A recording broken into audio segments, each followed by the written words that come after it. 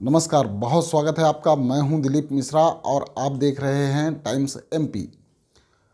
मध्य प्रदेश में विधानसभा के चुनाव का माहौल पूरी तरह से गर्म है।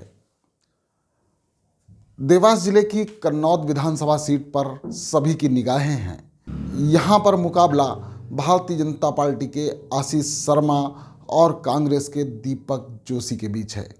आपको बताते चलें कि दीपक जोशी हाल ही में भारतीय जनता पार्टी छोड़कर कांग्रेस में शामिल हुए हैं और उन्हें खातेगांव से चुनाव लड़ाया जा रहा है।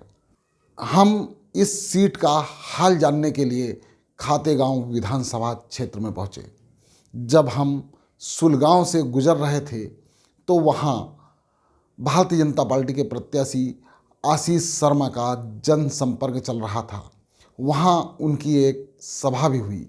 तो आइए देखते हैं आशीष शर्मा के जनसंपर्क और उनकी सभा में वो किस तरह अपने किए गए कार्यों को गिनाकर जनता से वोट मांग रहे हैं।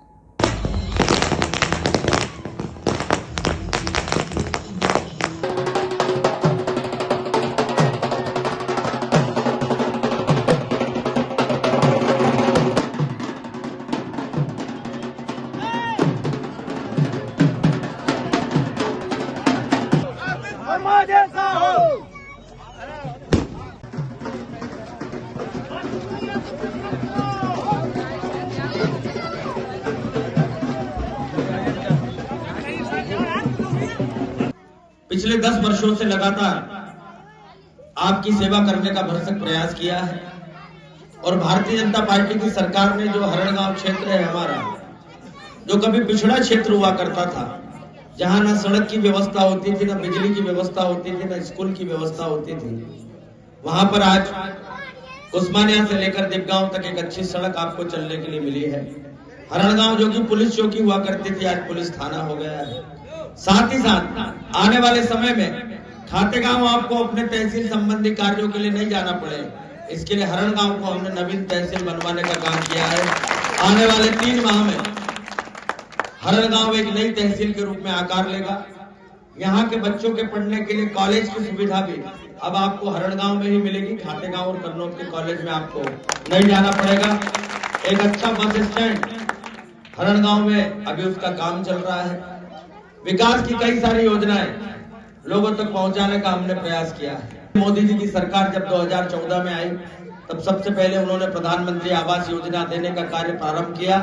आज मध्य प्रदेश में 44 लाख से अधिक और मेरे विधानसभा क्षेत्र में 15,000 से अधिक गरीब लोगों के पक्के मकान बन चुके हैं।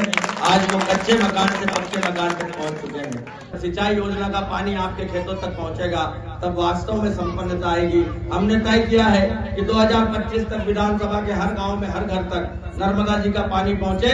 इसके लिए 610 करोड़ रुपए की हमारी नर्मदा पेयजल योजना स्वीकृत हुई है। कि आने वाले समय में इस खातेगांव विधानसभा क्षेत्र को विकास में हम अव्वल नंबर पर पहुंचाएंगे। आप केवल एक बात का ध्यान रखना, आज आपका प्रत्याशी, आपका बेटा आपके बीच खड़ा है।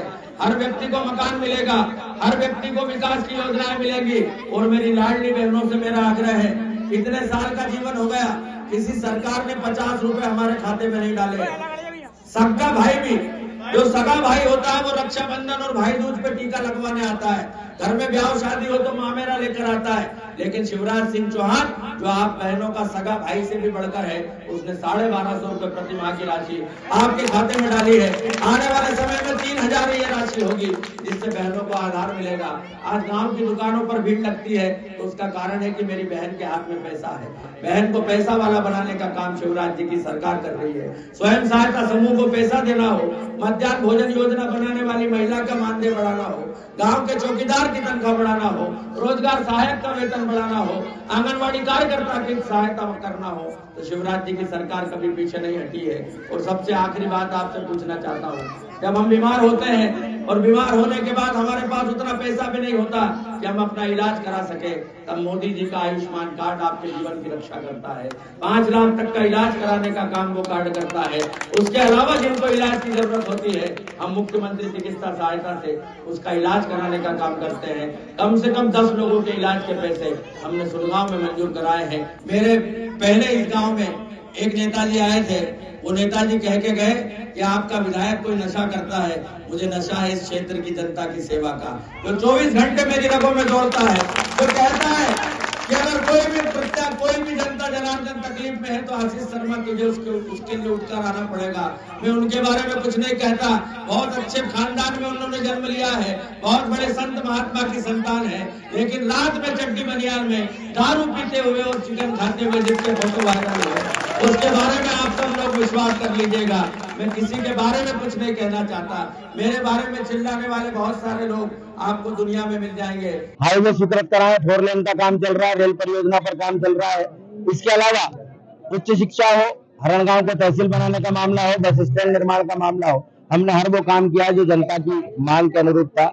आने वाले समय में विकास की कई और योजनाएं हम इस क्षेत्र में लेकर आएंगे।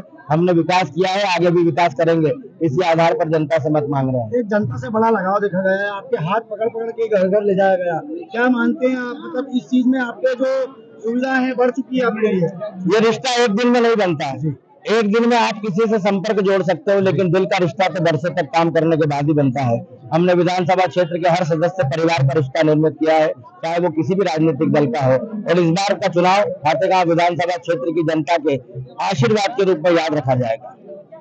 कांग्रेस स्वास्थ्य और शिक्षा की बात कर रही है कि स्वास्थ्य और शिक्षा में इंदौर पर निर्भर होना पड़ेगा। देखिए, इंदौर हमारा पास का बड़ा महानगर है और आज भी गंभीर मरीजों को इंदौर पहुंचाना ही पड़ता है। आपके देवास से भी बड़ी संख्या में मरीज रेफर होते हैं, पूरे जिले से मरीज रेफर होते हैं, लेकिन हमने हॉस्पिटल का नया बिल्डिंग बनाया है, हॉस्पिटल की सुविधाएं बढ़ाई है, 108 एम्बुलेंस हो या इसके अलावा अतिरिक्त एम्बुलेंस हो, उसकी हमने व्यवस्था की है।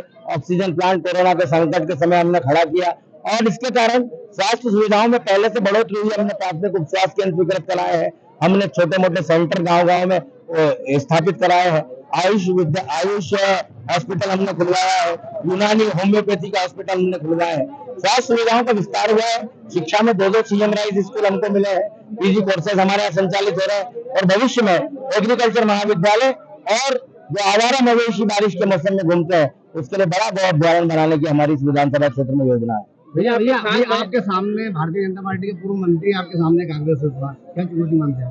कोई चुनौती नहीं मानता। परिवार का सदस्य जब परिवार से बाहर चला जाता है तो वो फिर दुश्मन ही होता है।